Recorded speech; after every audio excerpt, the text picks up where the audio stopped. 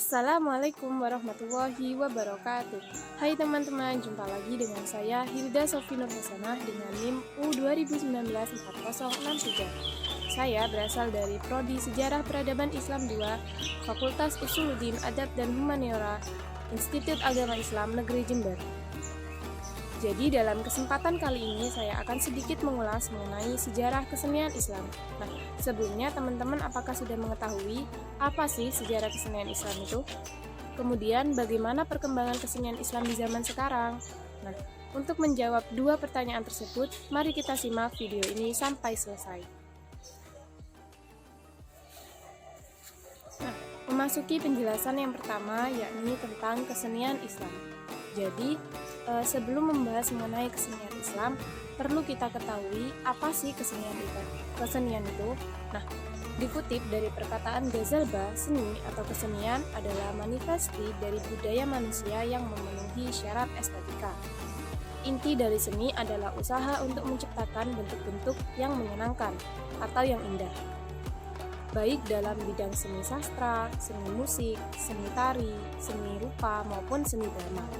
Sedangkan dalam definisi Islam, yaitu seni Islam adalah ekspresi tentang keindahan wujud dari sisi pandangan Islam tentang alam, hidup, dan manusia yang mengantar menuju pertemuan sempurna antara kebenaran dan keindahan. Kesenian Islam tidak lain dicetuskan dengan niat untuk mendapatkan keridhaan Allah. Jadi dapat disimpulkan bahwa seni merupakan bagian dari keindahan, dan Islam tidak menolak adanya kesenian. Namun yang perlu menjadi catatan adalah Islam juga memiliki batasan dalam hal kesenian. Secara umum, terdapat dua kesenian yang dilarang oleh Islam, yaitu seni patung dan seni musik. Yang keduanya ini memiliki notabe menjauhkan diri dari Allah. Seni musik itu seperti rock, yang jadi bukan musik religi ya. Nah, dalam hal ini juga terdapat beberapa norma yang harus dipegang dalam berkesenian menurut pandangan Islam, yaitu yang pertama, dilarang melukis lukisan yang bersifat pornografi atau serta melukis hal-hal yang bernyawa. Yang kedua, dilarang menciptakan hikayat yang menceritakan dewa-dewa dan kenabian, pengarang yang mengkritik Tuhan. Yang ketiga, dilarang menyanyikan lagu-lagu yang berisikan kata-kata yang tidak sopan. Kemudian yang keempat, memainkan musik yang merangsang kepada gerakan-gerakan sensual. Yang keenam, dilarang menampilkan drama atau film yang melukiskan mengenai kekerasan, kebencian, dan kekejaman. Kemudian yang ketujuh, dilarang memakai pakaian yang memamerkan aurat. Jadi ketujuh norma tersebut dapat disimpulkan bahwa segala bentuk kesenian yang telah disebutkan itu merupakan hal yang dilarang oleh Islam. Islam memiliki konsep kesenian yang sesuai dengan naluri manusia, yang mengarahkan kepada keselamatan dan kesenangan. Islam diturunkan untuk menuntun dan memberi petunjuk kepada manusia bagaimana mewujudkan salam di dunia dan di akhirat. Kesenian ini merupakan jawaban terhadap fitrah manusia yang memerlukan ketenangan itu. Oleh sebab itu, kesenian halal hukumnya. Bahkan dalam perkara-perkara tertentu digalakkan. Yang terpenting adalah seni itu wajib mengandung moral, sehingga kesenangan diusahakan tidak menyengsarakan. Kemudian, seni juga tidak boleh melewati batas. Artinya, seni harus takluk kepada aturan. Kemudian memasuki pembahasan yang kedua, yakni mengenai perkembangan kesenian Islam. Nah, berdasarkan sejarah, agama Islam masuk ke Indonesia sekitar abad ke-7, yang dibawakan oleh para pedagang dari India, Persia, dan Cina. Mereka menyebarkan Islam sekaligus menyebarkan budaya masing-masing, sehingga timbul sebuah akulturasi kebudayaan baru. Kemudian, perkembangan dan penyebaran Islam sendiri tidak terlepas dari kesenian. Hal tersebut dapat dibuktikan dengan dakwah yang dilakukan oleh para wali songo, yaitu kebanyakan menggunakan pendekatan seni. Seni yang mereka gunakan pun sangat beragam. Nah, salah satu contoh kesenian yang ada pada saat itu dan masih eksis hingga sekarang, yaitu seni wayang kulit. Seni wayang kulit ini dibawakan oleh Sunan Kalijaga. Beliau menggunakan pendekatan seni wayang kulit sebagai media untuk berdakwah kepada masyarakat yang ada di Nusantara. Selain itu, dari tangannya pun juga lahir banyak karya seni yang ditunjukkan untuk berdakwah, misalnya lagu Lir Ilir, gong syahadatan yang digunakan untuk acara sekaten.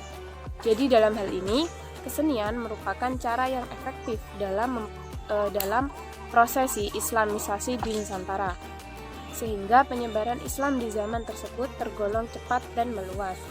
Nah, seiring berjalannya waktu, Nusantara kini telah berubah menjadi negara Indonesia, dan dalam kondisi seperti itu, tentu Indonesia memiliki beragam kesenian Islam yang bermacam-macam. Hal itu terjadi sebab mayoritas penduduk Indonesia adalah Muslim.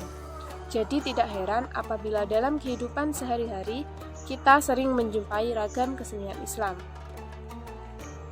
Jika ditinjau dari segi perkembangannya, di masa seperti ini kekayaan seni dan kebudayaan Islam di Indonesia terus mengalami pasang dan surut. Banyak kesenian Islam yang kurang terekspos hingga menyebabkan masyarakat kurang peduli bahkan tidak mengetahui apa saja kesenian dalam Islam. Untuk mengatasi hal tersebut sehingga diperlukan sebuah upaya pelestarian agar kekayaan seni Islam dan yang telah menjadi budaya tersebut tidak hilang di telan zaman. Beberapa upaya yang dapat kita lakukan yakni dengan mendirikan museum yang di dalamnya memuat seni Islam, baik seni sastra, seni ukir, maupun seni arsitektur. Kemudian cara berikutnya adalah dengan terus mengajarkan seni Islam kepada generasi penerus bangsa, serta terus menampilkan kesenian Islam melalui berbagai pertunjukan. Dengan begitu, diharapkan kesenian Islam nantinya dapat terjaga keberadaannya sampai kapanpun.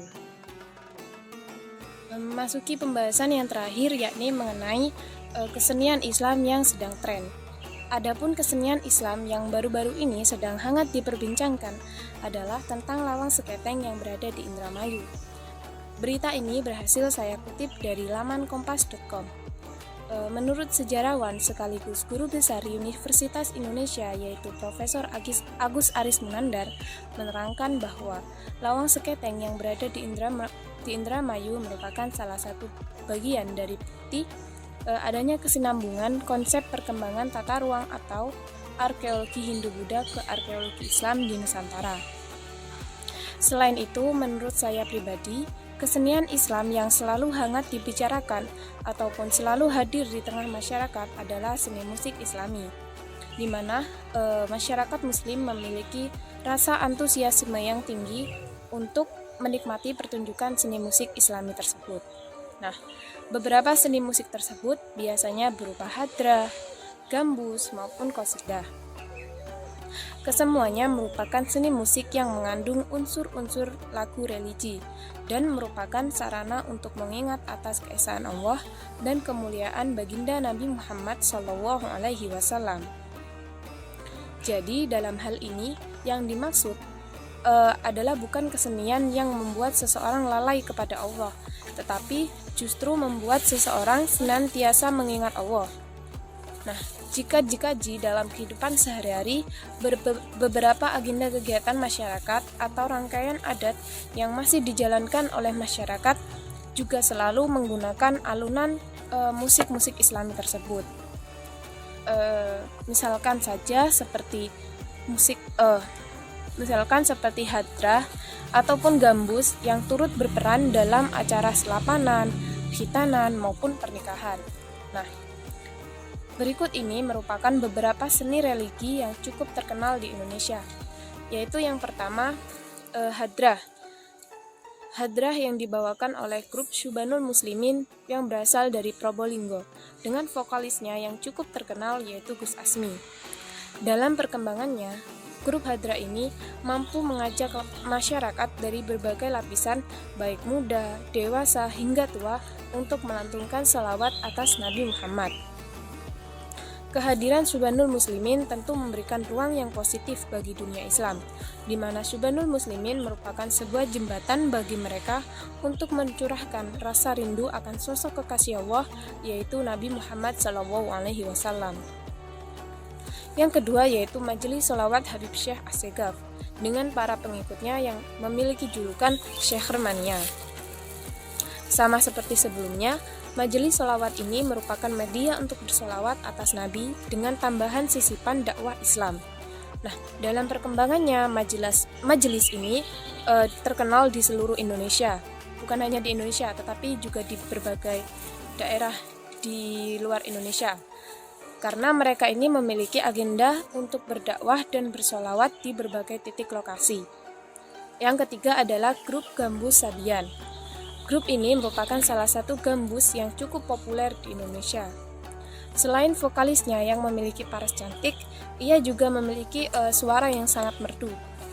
Oleh sebab itu, tidak heran jika grup ini digemari oleh berbagai kalangan. Dalam perkembangannya pun, grup gambus ini tentu memiliki berbagai album musik religi yang mengandung nilai-nilai keislaman. Kemudian, kesenian Islam yang saat ini juga sedang tren menurut saya adalah dari seni arsitektur dan bangunan. Gaya arsitektur yang dimaksud di sini yakni dari bangunan masjid yang sering kita jumpai. Sering kan kita menjumpai pembangunan masjid di berbagai daerah itu memiliki gaya arsitektur dan kayak pembangunan yang unik. Nah, gaya arsitektur tersebut kebanyakan banyak yang mengambil dari negara-negara Islam luar, yaitu seperti Arab dan Maroko. Nah, terkadang beberapa masjid juga dihiasi oleh seni kaligrafi yang sangat indah. Hal ini merupakan salah satu bukti bahwa seni arsitektur Islam memiliki perkembangan yang pesat. Nah, salah satu masjid yang memiliki gaya arsitektur indah dan megah adalah Masjid Raudhatul Mukhlisin yang terletak di Kabupaten Jember, di mana di dalamnya juga terdapat seni kaligrafi yang menggunakan ayat-ayat Al-Quran.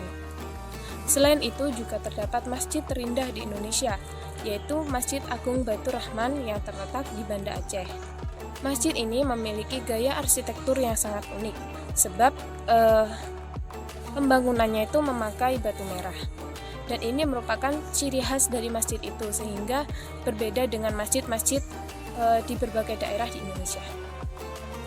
Ini merupakan beberapa kesenian Islam dari segi seni musik religi yang senantiasa tren dan populer di tengah-tengah masyarakat. Kemudian yang terakhir, berikut ini adalah gambar-gambar dari kesenian Islam dari segi seni arsitektur dan bangunan. Sekian penjelasan dari saya, semoga terdapat manfaat dalam video tersebut, dan kurang lebihnya mohon maaf. Wassalamualaikum warahmatullahi wabarakatuh. Terima kasih sudah menonton.